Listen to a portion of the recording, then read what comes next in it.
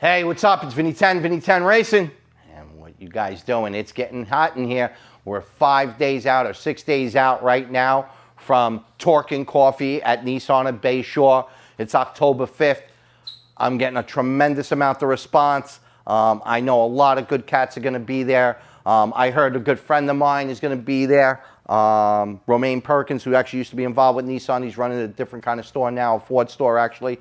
And but he's a classic guy of when you talk about a exotic car owner.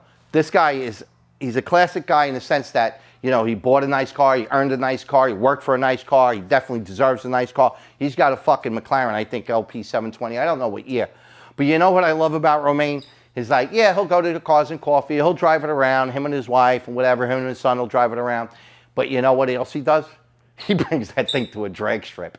So he's the perfect kind of guy that I love, you know, to have around in my camp, because that guy is a car guy. It doesn't matter what it says. And I believe that car is a 9-second car. So if you want to see a real 9-second McLaren, it should be there on Sunday. So I'm hoping that he makes it out. I heard that he was going to make it out, so I'd really like to see him. My brother-in-law, who owns the Porsche 911 Turbo, if you've never seen one of these cars, this car is a unrestored 38,000 mile car. This car is so cool because this was the pinnacle of performance in 1988. You couldn't buy a faster car in 1988. I mean, maybe the Grand National or something like that. But as far as, and that was only in 87, I don't even think they made them in 88. But as far as like sports cars and turbo cars, for sure, this is just one of the greatest examples. And it's a real factory slant nose. So again, this car is probably worth somewhere in $400,000 to $550,000.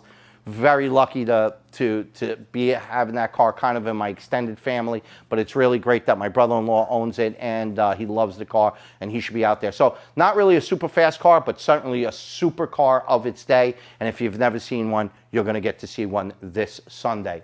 You know, I've been in contact with, obviously, Simon a lot, and he's doing a phenomenal job promoting it on his end, and it's going to probably take him and his organization on his side about a day and a half just to get this lot ready. So the effort that he's making is just phenomenal. And again, where would a dealer principal really do that? And not just for him, but for all of the community. I almost hate that word, but for all of us guys to have a place where, you know, we can go for a few hours and just, you know, talk shop. You know, these are fast cars. I'm hoping that's what's going to show up, you know. So just super excited to be involved in all of it, because you don't get this opportunity a lot where you do work with a dealership and you do work with some progressive-minded people as well.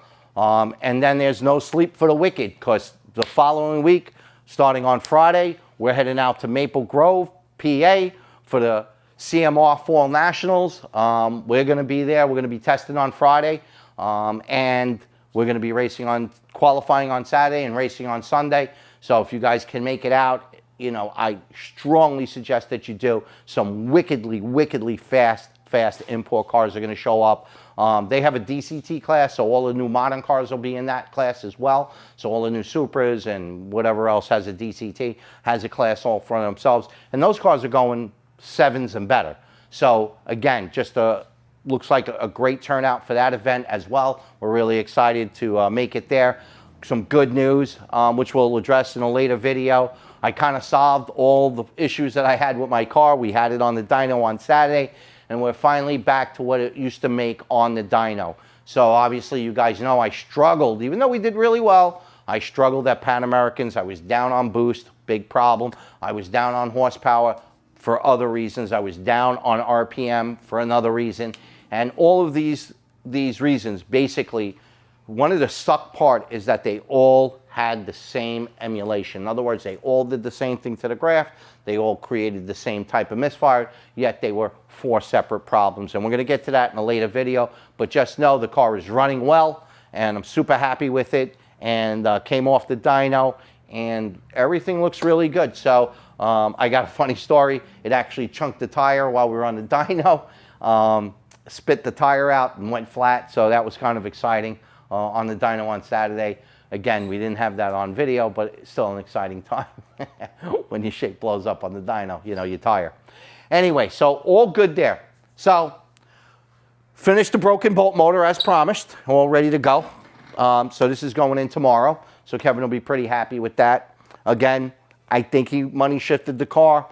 I mean, again, it doesn't really matter. I'm going to take care of it. I took care of it. It's all done.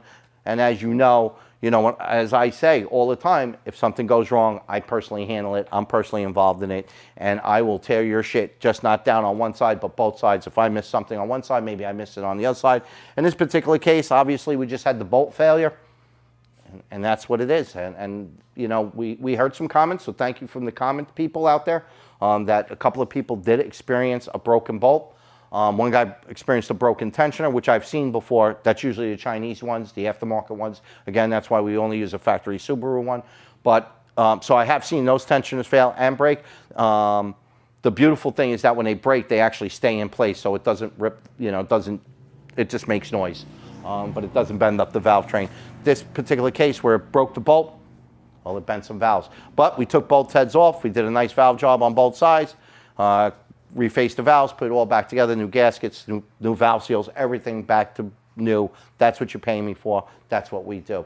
What's missing is the motor that came damaged from Z1. And you're going to really love, because I'm going to show you, the new motor came. Again, great job by Z1. No hassles, no problems. They asked for some pictures. It took a few days to make it all happen. But once it happened, they were very, very, very, very professional at it. I can't thank Garrison enough, and I can't thank John enough as well. Really two great guys. So if you buy parts from Z1, at least in my experience, I've never been burned by them. And in this case where there was a serious matter, they handle it in an extremely professional way. Not trying to kiss John's ass, not trying to kiss Garrison's ass. I'm just being honest. I always am honest. Brutally, truthfully, and sometimes with some colorful commentary, as we know by the comments. Anyway, let me show you the other side. I do have some work. We got a car on the dyno today, so we'll go through that. So let's go over there and see what's going on, all right? Come on. Hey, Janine and Steve. All right. I know. Make like you're working. Make like you're doing something. Do something. The boss is here. Car came off the dyno. Everything's good. We're going to get it washed up. You know, believe it or not, we put new fittings and a new transcooler on this thing, and we still got a little leak in the front. So this thing's really annoying. So I think I just may eliminate it altogether. But otherwise than that, it really performed well on the dyno. The guys, after we blew out the tire on the dyno, the guys were like, I was like, hey, do you want to call it a day? They were like, absolutely not. We have spare tires. Let's put another tire on there. They took it off, got it all done, put it back on the dyno, and we made that pull. And I'm glad we did, because that's where we really found out. We were only 20 different from when this car, 20 horsepower different from when this car was perfect. So we believe that 20 was basically because we did that pull in March, April of last year. And obviously, even though it says September on the calendar, on Saturday, it was really warm out. So what do we got here, Joey? What's the story with this thing? What did you work on earlier today? 370Z. So you got rid of that 370Z, yes, right? And that was brakes, rotors. Yep. Brakes, rotors, valve covers, spark plugs, diff and tranny service. Okay, so basic maintenance. Again, we're not trying to sell you shit here, okay? You've been on my videos now for almost 4 months. There hasn't been a product or a fucking service I've tried to sell you, because I'm trying to just run an honest entity here. But you guys have performance cars or sports cars or turbo cars. You got to stay on top of the maintenance. Because if you come to me once a year, you're going to wind up leaving here with a $2,500 bill, because you're not driving this car in the right-hand lane at 55 miles an hour. We know what you're doing with the car, and that's fine. That's what the cars were intended for. But you know what we're intended for? We're intended so that we can maintenance your car so you don't get fucking killed in the thing when it needs brakes and rotors. I mean, it needed brakes, rotors, oil change, valve cover gaskets.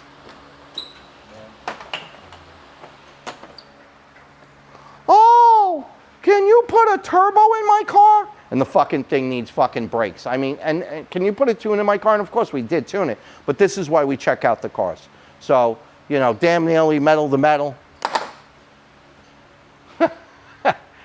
That's what we see. So again, really, if you're gonna own a sports car, you're gonna own a performance car, do yourself a favor. Stay on top of the maintenance. The cheapest thing you can do to save your car is change the oil. And if you're stupid enough, and I mean stupid enough to believe that your oil change should be at a 10,000 interval, 10,000 mile interval, okay, like some of these manufacturers are saying to you, okay, and not 3,000 miles on a performance car that's gonna rev high or a turbo car.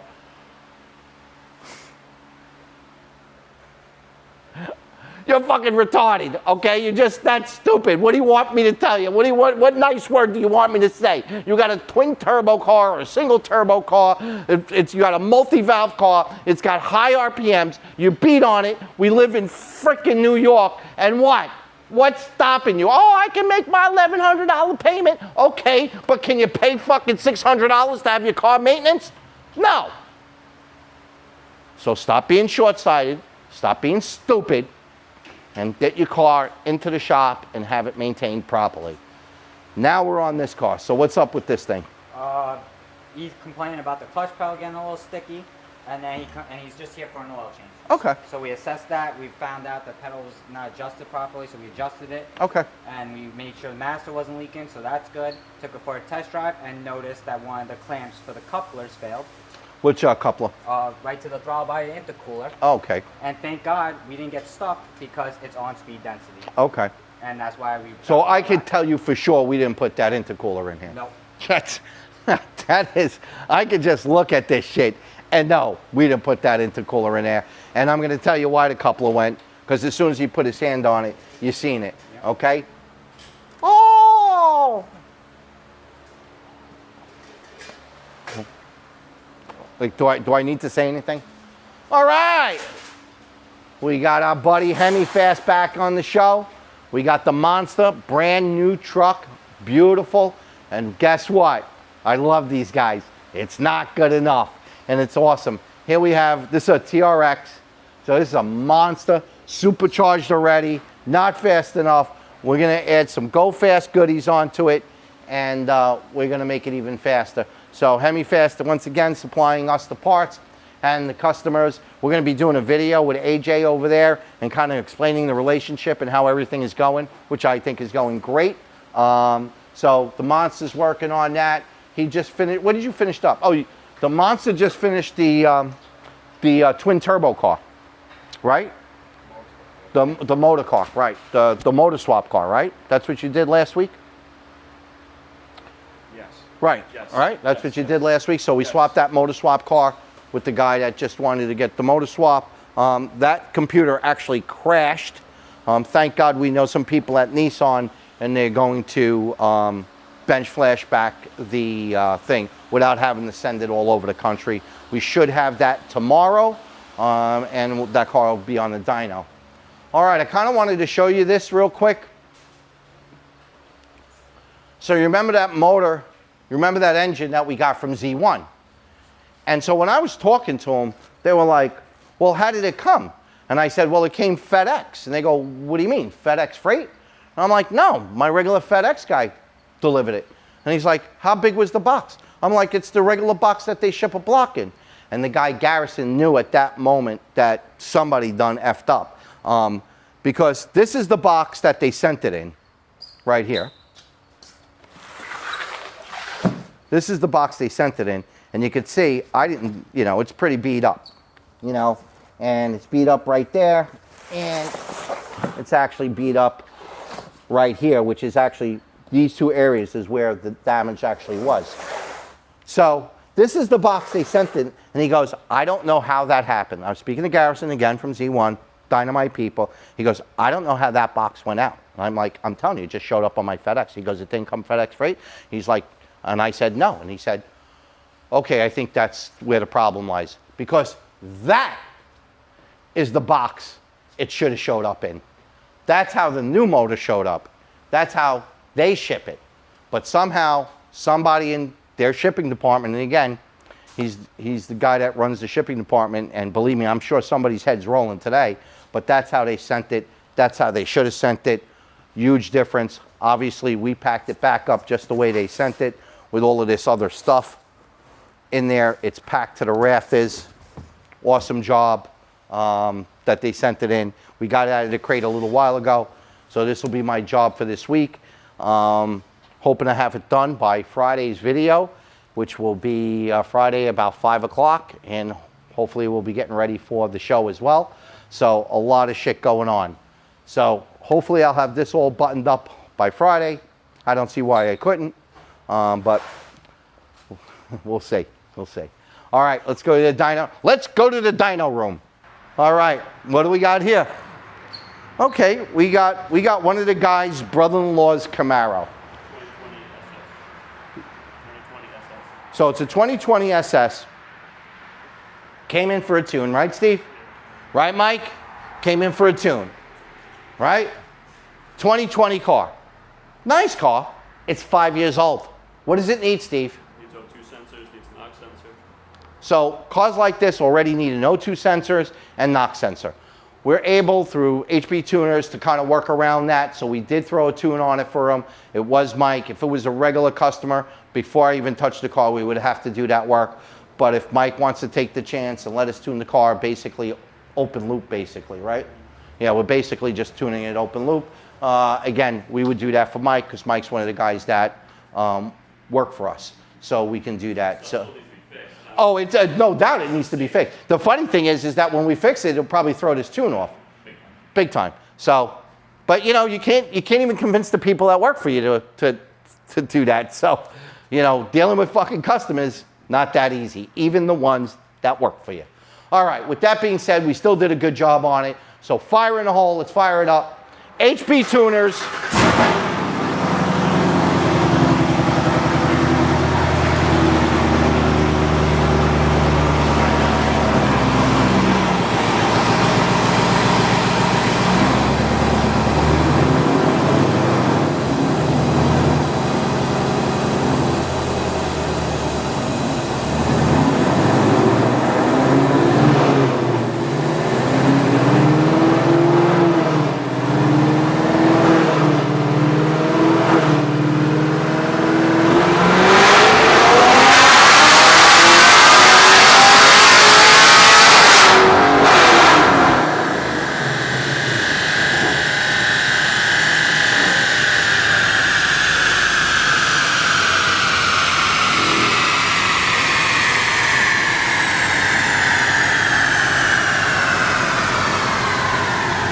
What a huge difference. 438, 414 foot-pounds of torque. Not so much big difference in the mid-range. And, you know, you got the thing. You know, a lot of people, it's a great car, a great example, you know, to show you, is that a lot of people are like, oh, well, it only made 8 more horsepower. But then, if you actually click on here, hold on a second.